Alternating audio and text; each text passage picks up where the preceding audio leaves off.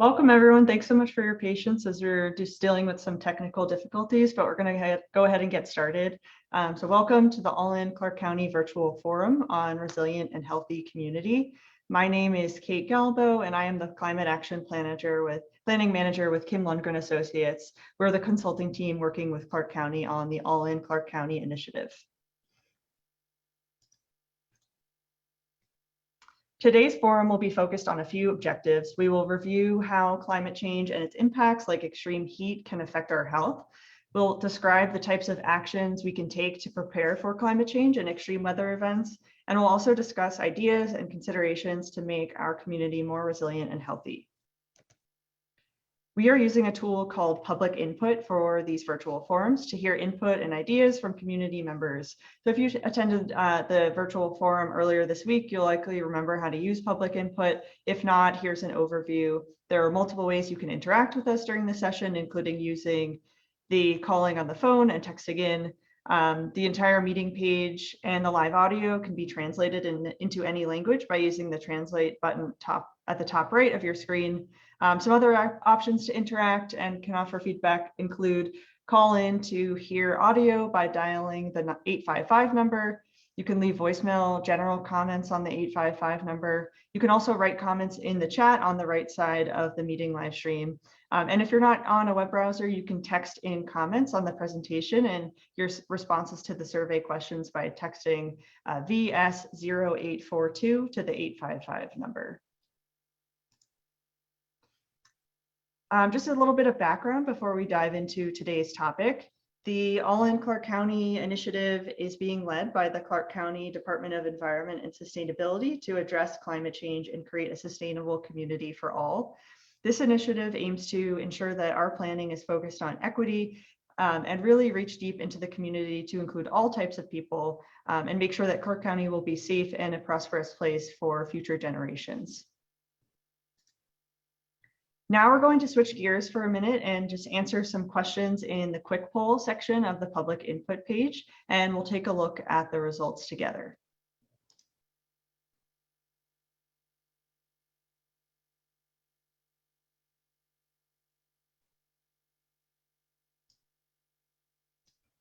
Great, so if you're looking at the live stream, you can see that we have a question pulled up on the screen, and the responses will kind of come in as people submit their responses. You can also go to publicinput.com/E0284, the link that's shown on the screen here, to submit your responses. Or again, if you're on a phone, you can text forum with a capital F, capital RHC to 73224. So we're just going to take some time to answer those questions in the quick poll section on the public input page. I see we already have 2 responses that have come in. The question is, in 3 words, what does a resilient and healthy Clark County look like to you? One person said clean, affordable, adaptable. One person said heat, climate adapted. So these are some great responses. We'll just give them another minute or so for some more responses to come in. Looks like we just got another response, true environmental justice. Great. Well, thanks so much for responding to the quick poll question. We're going to keep moving through the presentation, but you can feel free to revisit this question at any point during the live stream.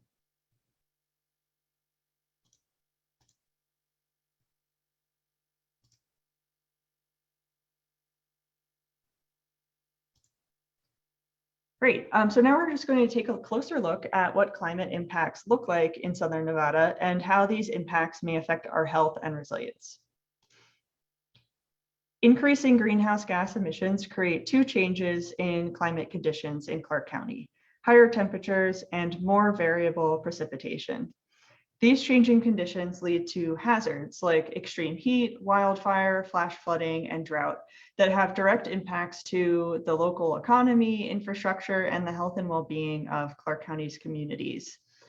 Climate impacts also do not affect populations evenly. Certain members of our community will be impacted directly or indirectly more by some types of climate hazards. Equity is one of all in Clark County's guiding principles and is really critical to make sure that climate solutions are tailored and work for everyone. From changing temperature and precipitation patterns, there are hazards that can directly and indirectly impact our community. Here are some examples that come from the climate vulnerability assessment that was completed in 2022 for this initiative, and some of the impacts that we are expected to see. So for instance, specifically as it relates to people and community, we can see for housing, there will be some impacts from heat and drought, maybe some impacts from wildfire and flooding as well. We'll see that schools are moderately vulnerable to heat and drought as well.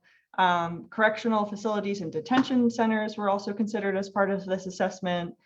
We also see that public community facilities, parks, open space, and recreational facilities, these are all impacted by these hazards as well, particularly from heat and drought.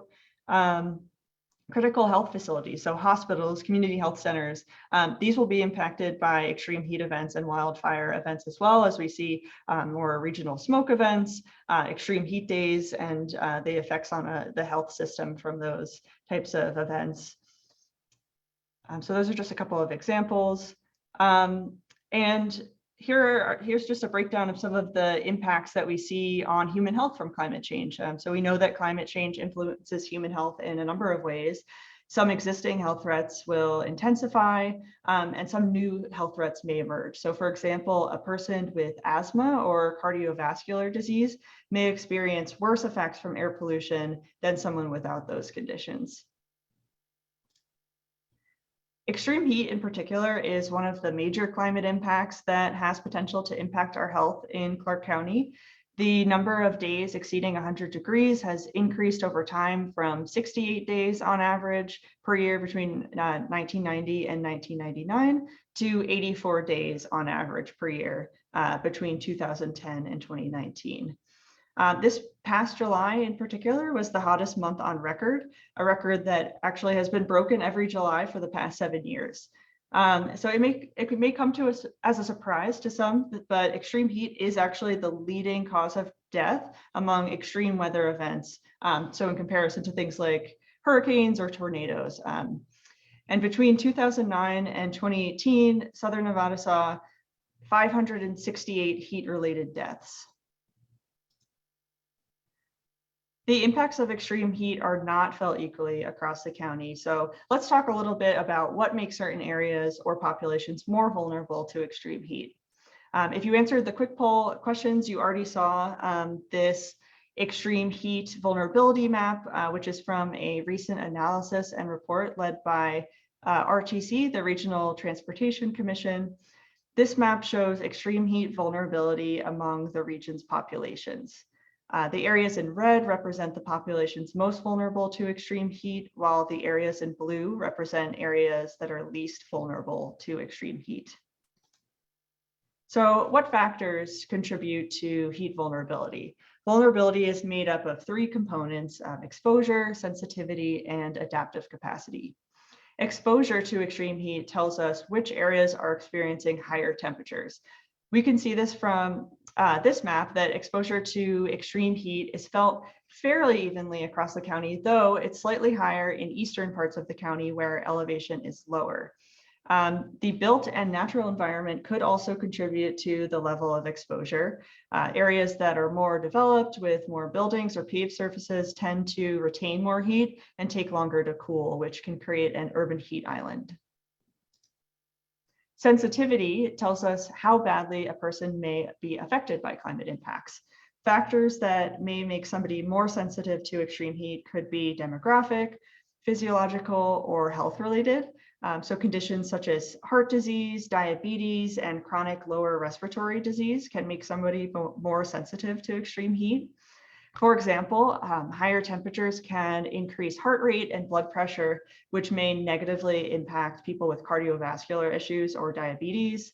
Higher temperatures also tend to worsen air quality, particularly in drier climates, which can exacerbate asthma or respiratory conditions. Adaptive capacity tells us the ability to prepare for or cope with higher temperatures. Factors that could contribute to the capacity to adapt to extreme heat could be economic, political, or access to social resources. For example, a household without access to a vehicle would have a more difficult time accessing cooling stations and other resources. Plus, reliance on walking or taking public transit could increase their exposure to heat. So as temperature increases and we see more extreme heat days throughout the county, what exactly does that mean for the people that live, work, or visit Clark County? First, health impacts, especially those that are worsened due to pre-existing health conditions, can present serious illness or even death in some cases. These health impacts are of increased concern for certain groups in particular, like outdoor workers, such as people working in the construction industry, landscaping, and others. This has already led to people needing to cut back on hours or shift work hours to evening or overnight shifts. So this has real potential to impact economic gains and losses for important industries like tourism in particular. There is also an increased health and safety risk for people experiencing homelessness, as well as for people without access to air conditioning, especially as energy costs become more and more expensive. There are many ways to make our community more resilient to extreme heat, including making cooling stations more accessible or providing transparent, reliable information about what to do in a heat emergency. Our natural resources, like our parks and trees, are one resource that can help mitigate extreme temperatures.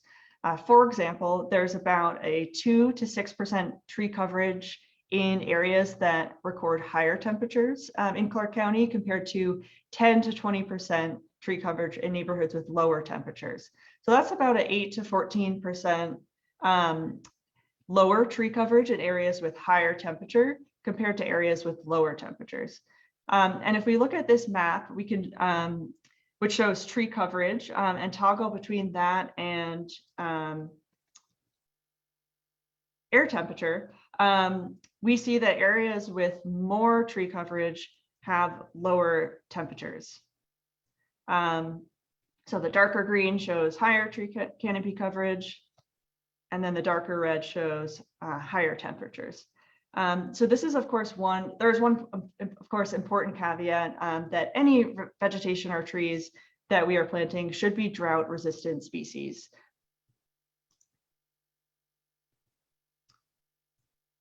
Another key climate impact that affects our health are wildfires. So there are wildfires that occur in Southern Nevada throughout the year, though they are relatively small and directly impact a smaller portion of the population. So we can see on this map, the map on the left, that much of Clark County land area is directly or indirectly exposed to wildfires. These are the areas in red and orange, but most of these areas are actually not very populated. So we can see on the map on the right, the areas of red and orange show populated areas that are directly or indirectly exposed to wildfires, and these areas are much smaller. However, we do know that wildfires throughout the West are increasing in frequency and severity, especially throughout California, Utah, Colorado, and even parts of Nevada. Wildfires that occur here in Clark County and across the West create smoke and poor air quality that can affect our health. Elevated levels of smoke, ozone, and other pollutants can irritate existing respiratory diseases and cause other respiratory health issues. Air pollution is particularly ramped up with hotter temperatures as well. Smoke and poor air quality can also impact residents and visitors by increasing the cost and resources to address health impacts or leading to economic losses if it affects tourism or people's working hours. Climate change is bringing more wildfires across the West because it increases the size, intensity, and duration of regional and local wildfires. And while only 9% of populated areas are directly exposed to wildfires here in Clark County, we are seeing that fires across the West are bringing more poor air quality days and smoke events that impact our health. For example, in 2020, there were 26 days of unhealthy air quality in Clark County. So on Tuesday, April 4th, the Clark County Board of Commissioners approved the All-in Clark County Community Sustainability and Climate Action Plan, which outlines strategies to ensure a sustainable and resilient future. This plan was created with many of you through a very inclusive process, but it was also informed through a data-driven process as well. So the effort to calculate Clark County's regional greenhouse gas emissions was completed in 2021. These were emissions for 2019, so using data from 2019.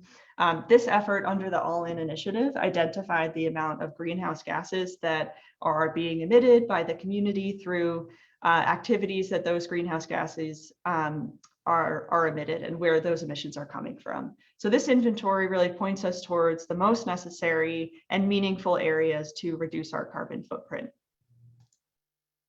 This is just another way to look at the data from the greenhouse gas inventory. So we can see that electricity and natural gas used in buildings are the largest source of emissions for our community and represent our biggest opportunity to reduce emissions. We also see that fossil fuels used for transportation is the second most significant source of emissions.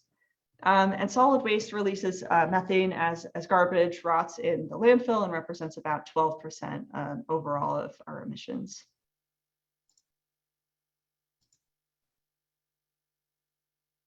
So the key to preventing the worst scenario of projected climate impacts is to reduce the amount of greenhouse gas emissions generated. Clark County also conducted a greenhouse gas pathways reduction analysis to identify a portfolio of strategies that are most likely to reduce emissions to as close to zero as possible based on the existing data and technology. These high impact strategies were prioritized due to their potential to deliver the greatest and fastest emissions reductions for the region. These pathways create about a 72% reduction in greenhouse gas emissions by 2050 using well-developed technologies and policies.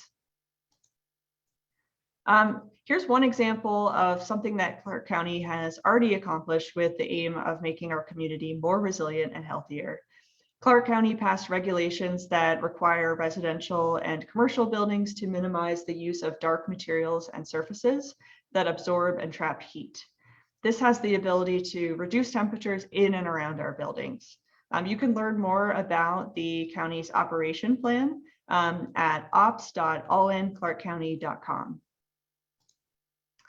So now we're going to take a moment to just answer a few questions in public input under the Testing Your Knowledge section.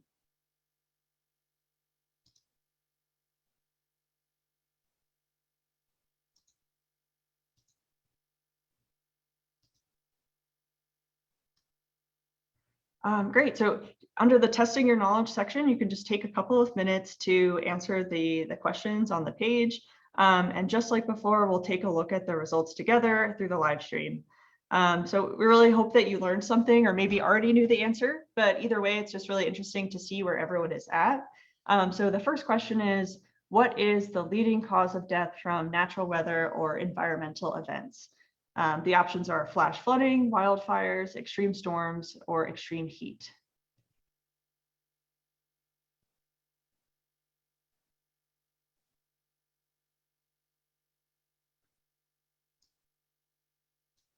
Great, so we got two responses for extreme heat, and that is the right answer. Heat-related deaths in Southern Nevada between 2009 and 2018, there were about 568 deaths. So that is the correct answer. And we can move on to the next question.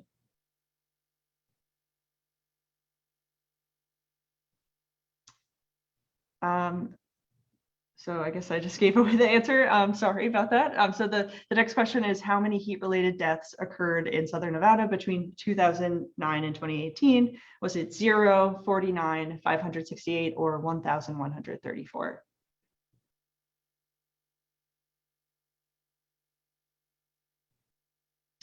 Yep, so 568 deaths. So we can move on to the next question. How many days of unhealthy air quality did Clark County experience in 2020?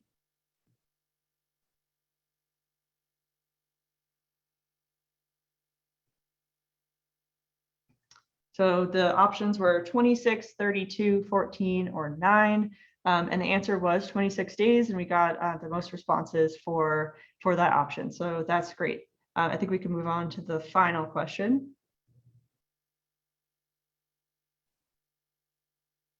So the question is, what is the average difference in percentage of tree canopy cover between areas that have higher urban heat and areas recording lower temperatures? Is it 0% or no difference at all? 8 to 14% less tree cover in areas with higher temperatures, or 3 to 6% less tree cover in areas with higher temperatures?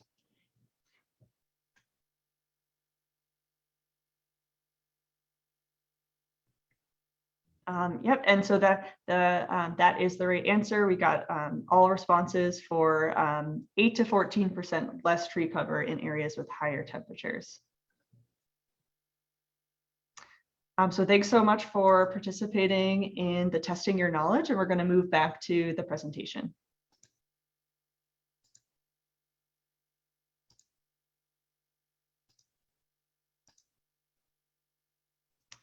So next, we're going to walk through the all-in community plan that was recently approved, what it is, and what it'll do to increase resilience in public health. All-in's vision for a resilient and healthy community is to prepare our community for climate-driven emergencies through strengthened natural and social systems. So what makes up a resilient and healthy community? Some things that would include our resources and reliable communication. This is really important to ensure that all community members are prepared for emergencies. Protection against extreme weather events like flash flooding, as well as long-term stresses like extreme heat, is important for ensuring our safety. We also need to manage health risks due to poor air quality, higher temperatures, and other impacts. And we need to support our natural resources like trees and open spaces that can help us adapt to these changing climate conditions. So I'm going to share some of the key actions that were included in the all-in community plan that will help us ensure a resilient and healthy future for Clark County. So the first goal is to ensure that residents are prepared for the impacts of climate hazards. As part of that, we want to make sure that we are prepared for and reduce the impacts of climate hazards on Clark County's visitors and residents. So some of the actions that the county will take to do that include protecting workers from extreme heat, toxins, and other dangerous work conditions through advocating for and educating about safety standards. They will also expand community emergency response team programs, offer financial assistance for low-income populations and small businesses to install weatherization and cooling measure in their homes or businesses. And they'll establish a network of resilience hubs or locations that community members can go to for resources either before, during, or after an emergency event. The next strategy that the county will take to ensure a resilient and healthy community is to enhance emergency preparedness and response resources. Some of the actions they'll take to do so include evaluating the effectiveness and accessibility of existing emergency preparedness communications materials, partnering with transportation providers to provide accessible transportation to cooling centers, shelters, and resilience hubs, and establishing a neighborhood outreach program to disseminate preparedness kits to residents and small businesses.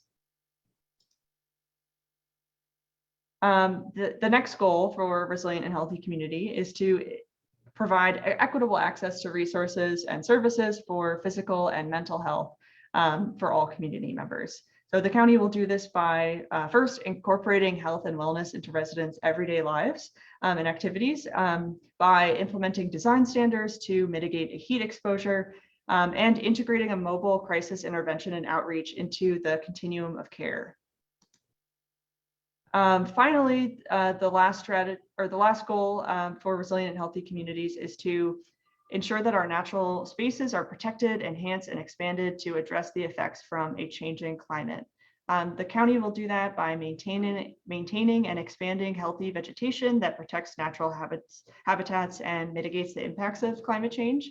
Some actions that the county will take to do so include enhancing, protecting, and maintaining drought-tolerant plantings in heat-vulnerable neighborhoods, enhancing existing parks and open spaces to increase adaptive capacity in underserved communities, and reviewing and enforcing design standards to reduce impacts on natural habitats. So now we're going to switch gears for the last time to check out your responses to the Your Thoughts questions.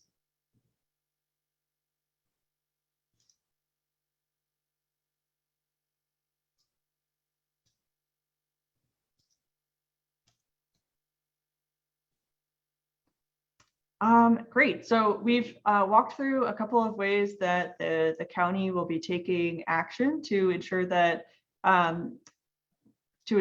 we have resilience and increased health in our community. So we really want to know what types of actions have you already taken to prepare for extreme weather events like flash flooding or long-term stresses like extreme heat. So some of the examples include signed up for emergency alerts, looked up your nearest cooling center, planted a drought-resistant shade tree on your property, stayed inside during an extreme heat day or a poor air quality day, or something else that's not listed here.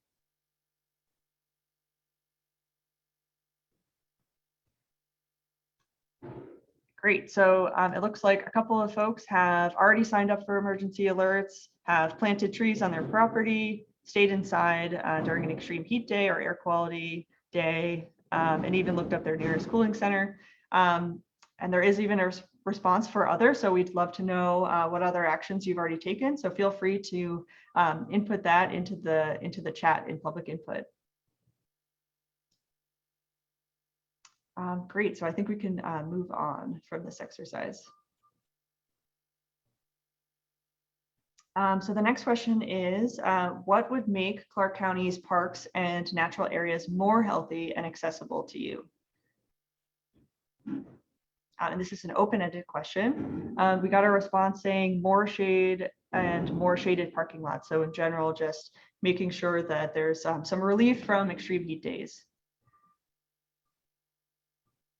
Give folks another minute or so to input some responses.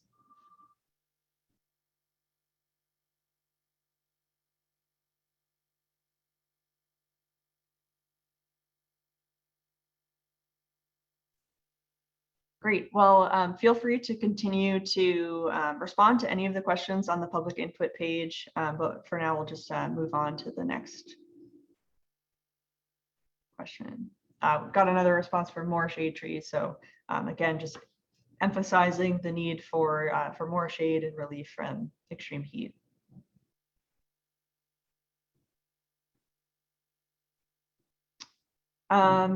The next question is, what areas would you like to see addressed in the All-In Community Plan to promote a resilient and healthy community?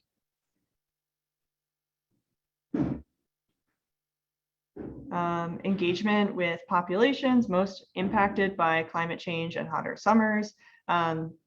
So as the county has created the All-In Community Plan, there's been a variety of different engagement activities with different groups that will continue as the plan is implemented. And somebody else said water conservation. That seems to be our biggest issue. So I highly encourage you to attend the virtual forum that will be focused on water specifically. At the end of the presentation, I'll just go through kind of the remaining virtual forums and the dates of those. So would highly encourage you to attend that one if you're interested. I think we can move on. What barriers or equity considerations do you think that the county should keep in mind when developing strategies and actions for this focus area?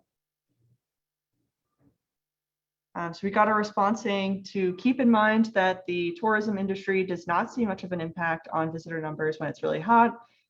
Smoke in particular might have more of an impact, though it's not known. So focusing at all on visitors risks marginalizing the outsized impacts on residents. So thanks so much for that comment. We'll just give another minute to see if any other responses come in.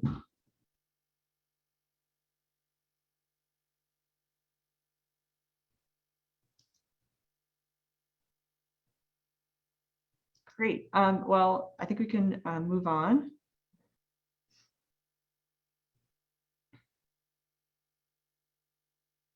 And I think just these are some questions that you can fill out if you're interested, but I think we can just move back to the presentation and don't necessarily need to walk through those.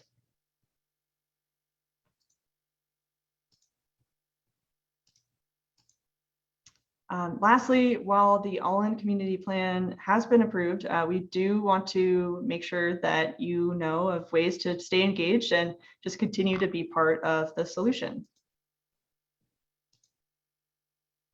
Among the wide variety of different engagement activities that were carried out for this process, one of them was a community survey. And through this survey, majority of community members said that the county leading action to address climate change is very important. While majority of members, community members also said that they feel only somewhat prepared or not prepared for extreme weather events and threats. Community members also shared that their top 3 investment priorities for the county are related to energy efficiency, clean and renewable energy, and transportation options. Majority of community members who took the survey also said that they are in support of prioritizing sustainable practices in development, with a preference to invest in existing homes and neighborhoods, citing concerns about growth and sprawl and economic inequality. With the county taking action, what can you commit to in your own everyday life? Here are some suggested actions that you could take to live more sustainably. For example, you could try to cut down on the waste that you produce by investing in refillable products. You could incorporate sustainability into your business to reduce emissions and waste. Or you could get more use out of your food waste by signing up for a community composting program. To learn more about these particular actions or some other steps that you could take, you could look at the community toolkit at allinclarkcounty.com. We also invite you to continue to stay involved by answering the questions and prompts on this public input page or engaging with the other virtual forums that we'll be hosting. We encourage you to register for those upcoming forums as we'll dive into different topics and you'll have an opportunity to learn or share ideas. The forum recordings and questions will be kept up on public input in case you miss one live. Feel free to rewatch the recording and answer the questions on your own time. You can also find out more information about All In on our website, allinclarkcounty.com. You can also follow Sustain Clark County on either Facebook, Twitter, or Instagram.